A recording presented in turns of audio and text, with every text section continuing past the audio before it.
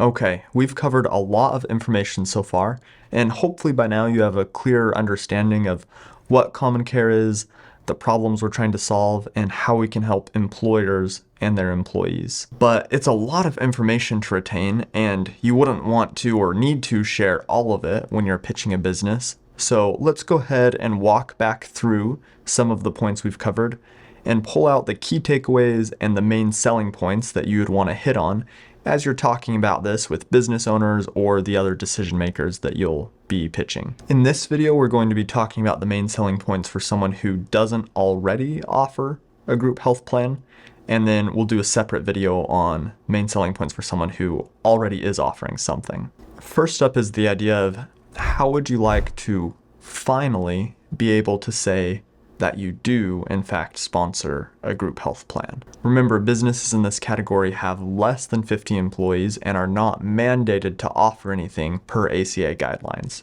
However, a lot of them would still like to offer something for a few different reasons. Maybe they feel guilty or they feel kind of this pressure from their employees. They can tell it's something that their employees want and they would like to offer it to their employees, but if they've ever looked into it before, the prices just seemed unreasonable to them. And if they've looked into it and they didn't move forward, price was probably one of the big reasons for that. On the other hand, even if they're not feeling like their employees are kind of pushing them for it, a lot of folks still would want to offer this just because it is a good recruiting or retention tool. And so it's been in the back of their mind that in order to compete with these larger companies, it would be worthwhile to set up some sort of a group health plan so that they can kind of even the playing field there. Whatever the case may be, I think it can be tempting in this situation to rush straight into the tax advantages and how this will benefit the employer, but I think it can be advantageous to right off the bat just establish, hey, is sponsoring a group health plan something that you want to do? And if so, why is that? You might be surprised at how often an employer actively is looking to implement a solution in this space, and the tax advantages and everything else is just the cherry on top. But the main selling point for them is that finally they can just say that they offer something to their employees. Okay, a second key selling point that's worth hitting on is, now, what if that group health plan didn't cost you anything?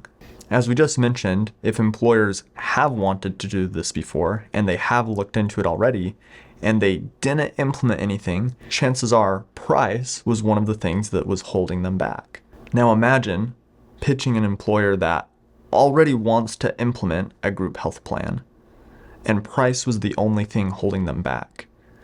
Being able to offer them a group health plan that doesn't cost them anything, I can't think of many more ideal pitch scenarios than that. Now remember, the reason that this doesn't cost them anything is because our solution for folks in this category is to implement a Section 125 plan that allows employees to keep spending their own money, so the employer is not required to contribute.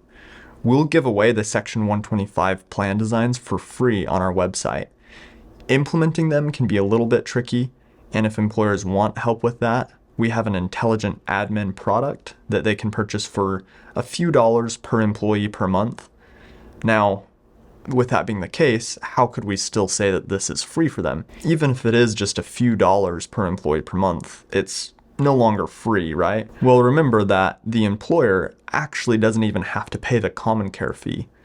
We have it built into our system where if they want to offer this to their employees, they can say, hey employees, here's this awesome plan you can participate in. By the way, it does cost a few dollars, $5, $10 per month in administration fees.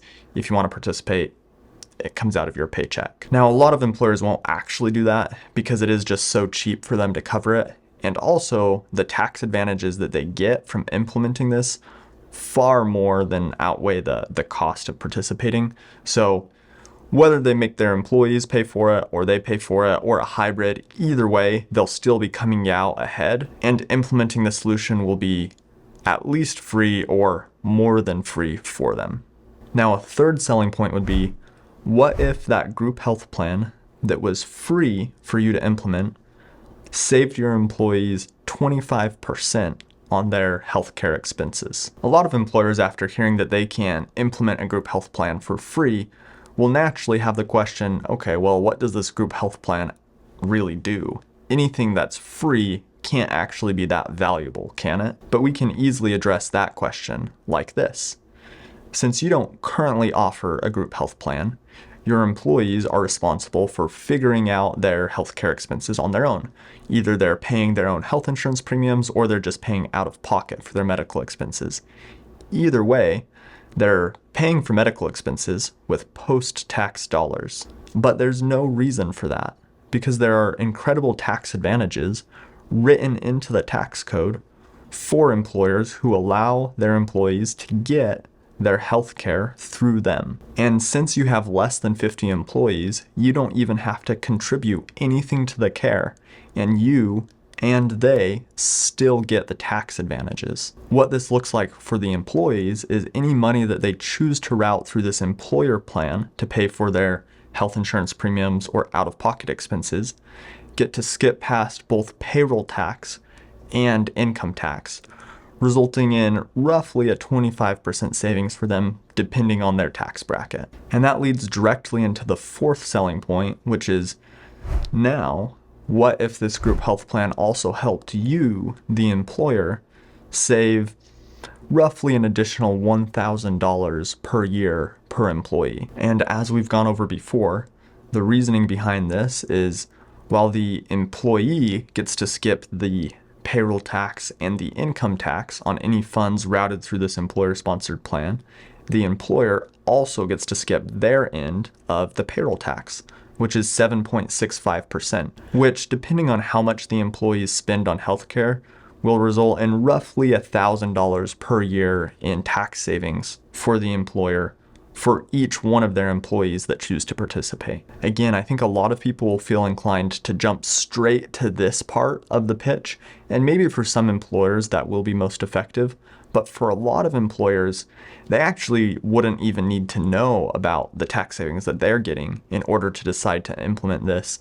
That would just be gravy on top of being able to offer a group health plan to their employees that is free for them, that helps their employees save 25%, give or take, on their current medical expenses. The tax advantages that the employer gets isn't going to be life-changing money for them, but it's still worth bringing up because it could very well seal the deal on top of everything else. Now, the fifth and final key selling point that we'll talk about for the under 50 crowd is this.